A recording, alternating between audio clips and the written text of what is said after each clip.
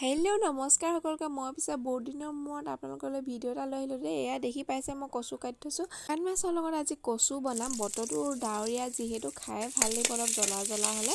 এয়া মই আৰম্ভ কৰিলোঁ বনাবলৈ। পিঁয়াজ চিয়াজ নহৰু তেলতে ভাজি ল'লোঁ। ভাজি পিনি কচুখিনি দি দিলোঁ। কচুখিনি মই কিন্তু কাটি পিনি অলপ টাইম পানীত তিয়াই থৈছিলোঁ দেই।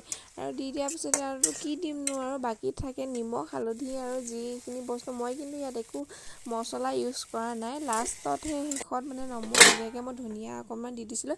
এতিয়া জালুকৰ গুড়ি দি দিছোঁ। মেইন জ্বলা হ'ব লাগিব ন জালুকৰ গুড়ি। আৰু এয়া শুকান মাছ দি দিলোঁ। জালুকৰ গুড়ি অলপ পাছতো দিলোঁ, এতিয়াও দিলোঁ। কিন্তু এতিয়া ঢাকি দিম আৰু শেষত নমোৱাৰ আগে ধনিয়া গুড়ি অকণমান দি দিম, হৈয়ে যাব। আৰু এয়া দেখি পাইছে মই মাছখিনি ভাজি ল'লোঁ চাটনি বনাবৰ কাৰণে। নহৰু আৰু জলকীয়া মই গৰম কৰি ল'লোঁ অলপ। আৰু ইয়াতে দি দিম নৰসিংহ, মচন্দৰী আৰু বঙালী ধনিয়া। তেতিয়া আৰু খাবলৈ খুবেই প্ৰিয় হয়। পদুনা দিলেও ভাল হয়, আপোনালোকৰ কথা দি দিব। আৰু শেষত মই ভজা পিঁয়াজ অকণ দি দিম আৰু তেল অকণ দি দিম। খাবলৈ খুবেই ভাল হ'ব। আৰু এয়া আজি আমাৰ ভাতৰ কাঁহীত আছিলে মূলা শাক, কেৰেলা বইল কৰিলোঁ, কচু ভাজি আৰু মাছৰ চাটনি আৰু মাছ। ভিডিঅ'টো চাই কেনেকুৱা পালে জনাব দেই।